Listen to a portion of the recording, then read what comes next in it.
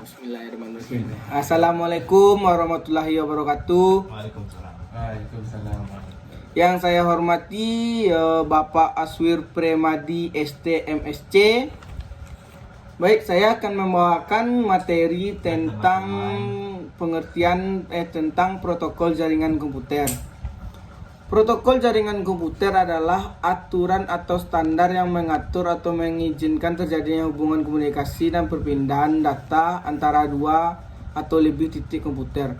Protokol ini menentukan aturan-aturan yang lebih perlu ditaati oleh perangkat pengirim dan juga penerima agar hubungan jaringan berlangsung dengan baik. Dengan kata lain, protokol jaringan komputer adalah bahasa yang digunakan oleh komputer untuk berkomunikasi satu sama lain. Protokol ini memastikan bahwa komputer dapat memahami satu sama lain dan dapat saling bertukar informasi dengan benar. Fungsi protokol jaringan komputer. Protokol jaringan komputer memiliki beberapa fungsi penting, antara lain mengatur komunikasi antara perangkat jaringan. Protokol jaringan komputer mengatur bagaimana perangkat jaringan dapat berkomunikasi satu sama lain. Protokol ini menentukan bagaimana data diformat, dikirim, dan diterima. Memastikan keakuratan data. Protokol jaringan komputer memastikan bahwa data yang dikirim tidak rusak atau hilang selama proses transmisi. Meningkatkan efisiensi jaringan. Protokol jaringan komputer dapat meningkatkan efisiensi jaringan dengan mengurangi jumlah data yang dikirimkan. Jenis-jenis protokol jaringan komputer. Protokol jaringan komputer dapat dibagi menjadi beberapa jenis berdasarkan fungsinya, yaitu protokol lapisan fisik. Protokol lapisan fisik mengatur bagaimana data ditransmisikan melalui media fisik, seperti kabel atau gelombang radio. Protokol lapisan data link. Protokol lapisan data link mengatur bagaimana data dikelompokkan menjadi frame dan ditransmisikan melalui media fisik. Protokol lapisan jaringan. Protokol lapisan jaringan mengatur bagaimana data dirutekan melalui jaringan. Protokol lapisan transport. Protokol lapisan transport memastikan bahwa data diterima dengan benar dan penerima. Protokol lapisan sesi. Protokol lapisan sesi mengatur bagaimana hubungan komunikasi antara perangkat jaringan dimulai dan diakhiri. Protokol lapisan presentasi. Protokol lapisan presentasi mengubah format data agar dapat ditampilkan atau diproses oleh perangkat penerima. Protokol lapisan aplikasi. Protokol lapisan aplikasi menyediakan layanan kepada pengguna jaringan seperti akses internet, email, dan file sharing. Contoh protokol jaringan komputer. Berikut adalah beberapa contoh protokol jaringan komputer yang umum digunakan. TCP atau IP. TCP atau IP adalah protokol jaringan yang digunakan pada internet. TCP atau IP terdiri dari dua protokol utama, yaitu TCP dan IP. TCP bertanggung jawab untuk memastikan bahwa data diterima dengan benar oleh penerima, sedangkan IP bertanggung jawab untuk merutekan data melalui jaringan. Internet adalah protokol lapisan data link yang digunakan untuk menghubungkan komputer dalam jaringan lokal atau LAN. Internet menggunakan metode akses media CCMA atau CD untuk mencegah terjadinya tabrakan data. Yang ketiga, HTTP. HTTP adalah protokol lapisan aplikasi yang digunakan untuk mengakses situs web. HTTP menggunakan metode permintaan respon untuk mengirim data antara klien dan server. Yang ketiga, yang keempat, SMTP. SMTP adalah protokol lapisan yang digunakan untuk mengirim email. SMTP menggunakan metode pengiriman surat untuk mengirimkan email dari satu komputer ke komputer lain. Yang kelima, FTP. FTP adalah protokol lapisan aplikasi yang digunakan untuk mentransfer file antara komputer. FTP menggunakan metode transfer file dua arah untuk mengirim file dari satu ke komputer yang lain. Kesimpulannya, protokol jaringan komputer adalah komponen penting dalam jaringan komputer.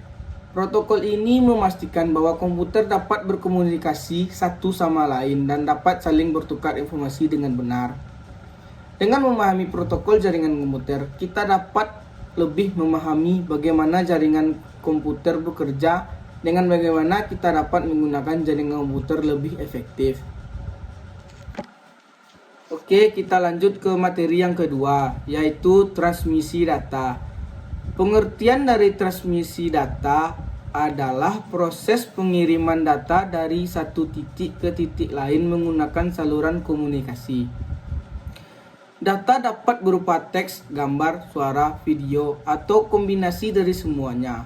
Proses transmisi data melibatkan pengodean, pengiriman, dan decoding informasi untuk memastikan bahwa informasi yang dikirim tetap utuh dan akurat. Jenis transmisi data. Transmisi data dapat dibagi menjadi dua jenis berdasarkan cara pengirimannya, yaitu transmisi analog. Transmisi analog adalah proses pengiriman data dalam bentuk sinyal analog. Sinyal analog adalah sinyal yang memiliki nilai yang kontinu, artinya nilai dapat berubah secara gradual. Transmisi analog biasanya digunakan untuk mengirim data, suara, dan video. Transmisi digital adalah proses pengiriman data dalam bentuk sinyal digital. Sinyal digital adalah sinyal yang memiliki nilai yang diskrit, artinya nilai hanya dapat berupa dua nilai, yaitu 0 atau 1. Transmisi digital biasanya digunakan untuk mengirim data teks, gambar, dan data lain-lainnya. Media transmisi data. Media transmisi data adalah jalur yang digunakan untuk mengirim data dari pengirim ke penerima. Media transmisi data dapat dibagi menjadi dua jenis, yaitu media transmisi berkabel adalah media transmisi yang menggunakan kabel sebagai jalur. Contoh media transmisi berkabel adalah kabel tembaga, kabel koaksial, dan serat optik. Yang kedua, media transmisi nirkabel adalah media transmisi yang tidak menggunakan kabel sebagai jalur. Contoh media transmisi nirkabel adalah gelombang radio, gelombang mikro, dan inframerah. Karakteristik transmisi data. Transmisi data memiliki beberapa karakteristik, yaitu kapasitas, kecepatan, keandalan. Kapasitas adalah jumlah data yang dapat dikirim dalam satu unit waktu. Kapasitas transmisi data dipengaruhi oleh media transmisi yang digunakan. Kecepatan adalah waktu yang dibutuhkan untuk mengirim data dari pengirim ke penerima. Kecepatan transmisi data dipengaruhi oleh kapasitas media transmisi dan jarak antara pengirim dan penerima. Keandalan adalah kemampuan transmisi data untuk mengirim data tanpa mengalami kesalahan. Keandalan transmisi data dapat dipengaruhi oleh faktor-faktor seperti gangguan, noise, dan interferensi.